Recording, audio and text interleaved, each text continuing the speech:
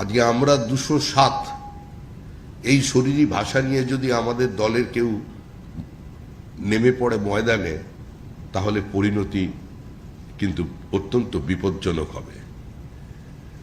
যে অনাকাঙ্ক্ষিত ডিম থেরাপি শুরু হয়ে যাবে, সেই ডিম কিন্তু ঘুরে অন্যদিকেও পড়তে পারে, এটা প্রত্যেককে মনে রাখতে হবে।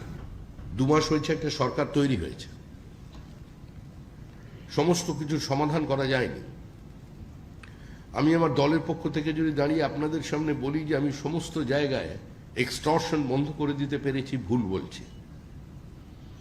বিচ্যুতি আছে,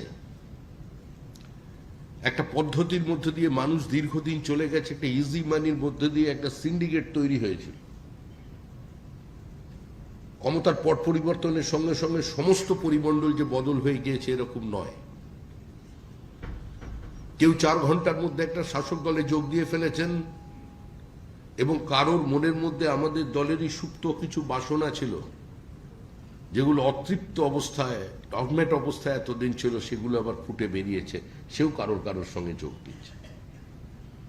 এ অস্বীকার করলে মিথ্যাচার করা হবে। আমরা চেষ্টা করছি দলের পক্ষ থেকে সেটাকে নিয়ন্ত্রণ করার। আমি আবার বলছি, পুরোপুরি করতে পেরেছি এরকম নয়। আমাদের রাজ্যের মুখ্যমন্ত্রী শুভেন্দু অধিকারী অত্যন্ত কঠোরভাবে এগুলোকে বন্ধ করবার জন্য আপ্রাণ চেষ্টা চালিয়ে যাচ্ছেন। শিক্ষা থেকে স্বাস্থ্য, স্বাস্থ্য থেকে বাণিজ্য, আজকে কারোর বাইরেও কেউ কিছু নেই। সমস্ত জায়গাতেই কিছু মানুষ চাইছেন ঢুকে পড়তে রাজনীতির পতাকা নিয়ে। এখন যে কোনো জায়গায় কোম্পানি খুলতে গেলে আপনি নিজেই নিজের ইট কিনতে পারবেন, সিমেন্ট কিনতে পারবেন, বালি কিনতে পারবেন। কেউ যদি যায়, ফোন করার ব্যবস্থা আছে, ফোন করবেন, দেখবেন হয় সে সেখান থেকে চলে গেছে, না হলে লকআপের ভিতরে ঢুকে গেছে। এই ব্যবস্থা আমরা অন্তত করতে পেরেছি। কিন্তু সর্বত্র করতে পারা গেছে, এটা এ কথা বললে মিথ্যাচার করা হবে, করতে পারিনি।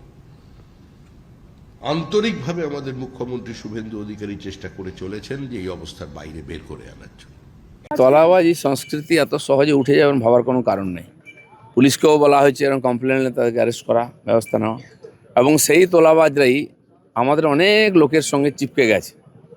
আমাদের বহু নেতা আছেন যারা নূতন এই মধুতে আসক্ত হয়ে যাচ্ছেন, কিন্তু পার্টিও নজর রেখেছে, চেষ্টা করছে এগুলোকে অ্যাভয়েড করতে। পার্টির মধ্যে আলোচনাও হচ্ছে, আর এরা খুব ঘনিষ্ঠ হয়ে গেছে। এখন এই যারা দুর্বৃত্ত ছিল, মানুষকে কষ্ট দিয়েছে, লুট করেছে, তারা আসার চেষ্টা করছে আমাদের লোকের কাছে। তো আমার মনে হয় যে বিজেপি নজর রেখেছে, এবং মানুষ যে উদ্দেশ্য নিয়ে পরিবর্তন করছে সেটা যেন ভুলে না যাই আমরা। আমাদের প্রত্যেকের দায়িত্ব এইসব লোক থেকে দূরে থাকা এবং এদের অন্যায়ের বিচার করা। কর্মীরা সতর্ক আছেন, কর্মীরাও কমপ্লেন করছেন এসে।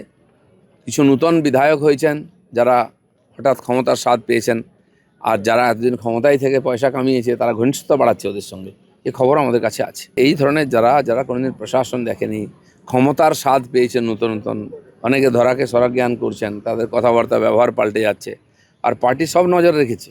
ভাববেন না এরকম, 6 মাস যেতে দিন, তারপরে পার্টি সব হিসাব করবে।